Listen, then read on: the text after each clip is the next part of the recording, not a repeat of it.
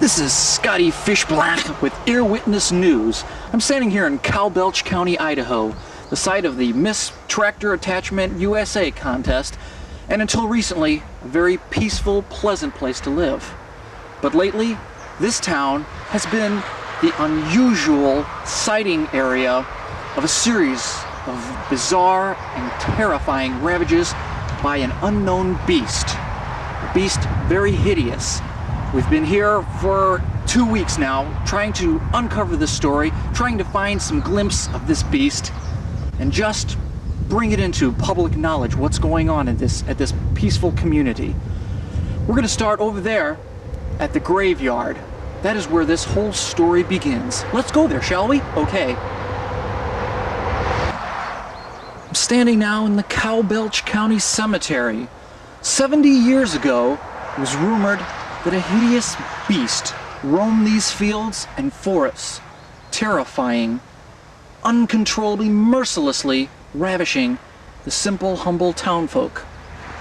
After about 2 years of this terrible reign, the menfolk were able to trap the beast, cudgel him to death. At that time, the monster was brought up here to the cemetery and laid to rest in 1915 in this very cemetery plot. But for how long?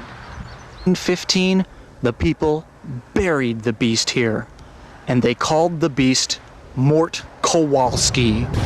After a series of reported strange happenings coming from this cemetery, a year ago, we decided one stormy night to place a microphone on his grave and record what happened.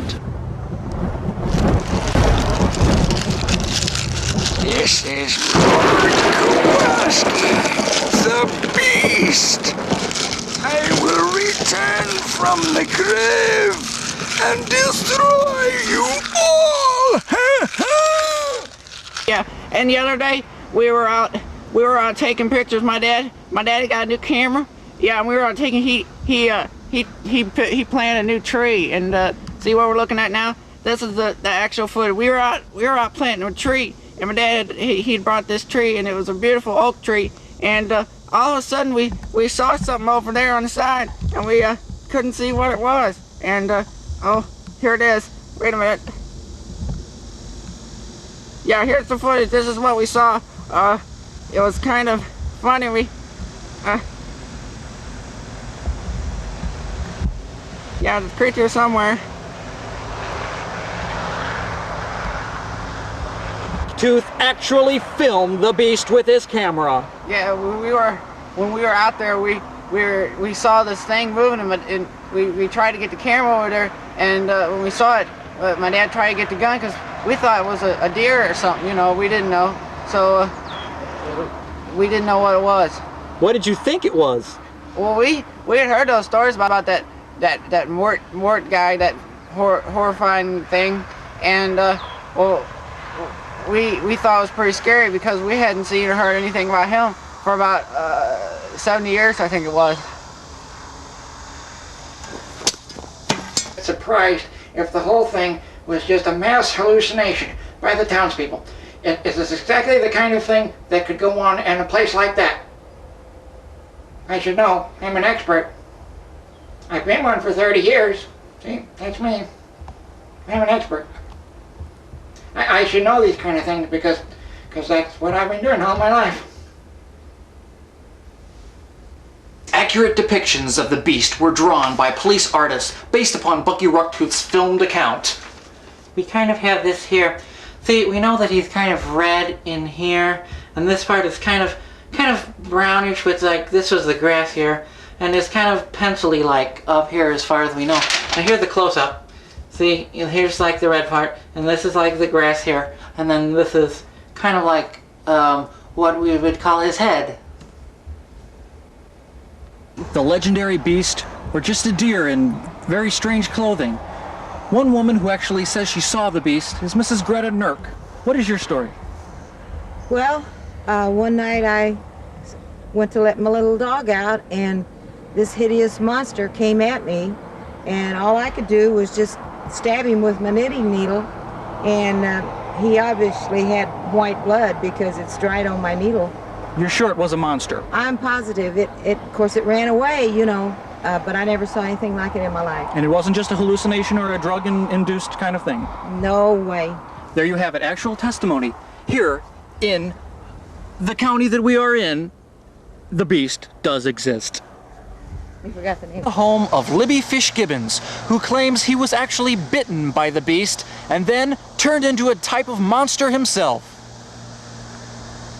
Of Mr. Fish Gibbons, looking absolutely ordinary, a mild-mannered young man before his so-called assault.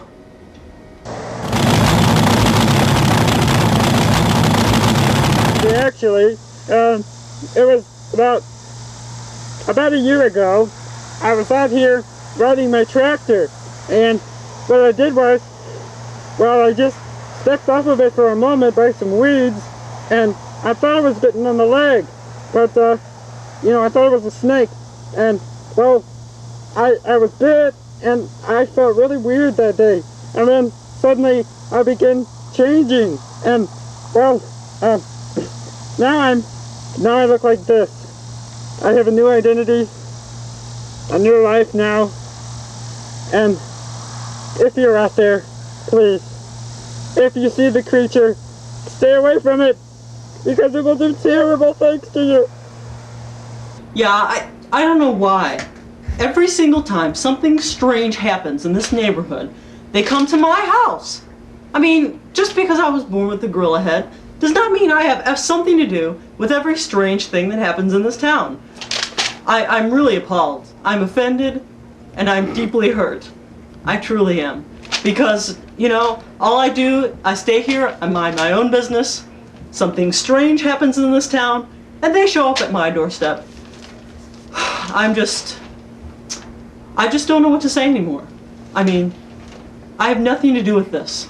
I want to officially say that I don't know anything about this, and I have nothing to do with it.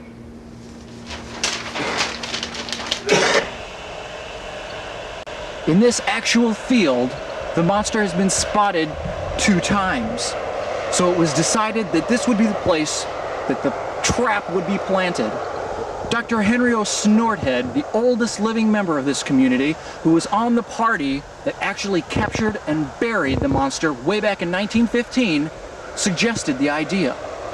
He said, take a common car battery, hook it up to an electrically charged wire running across the field, and then the monster could be electrocuted to death.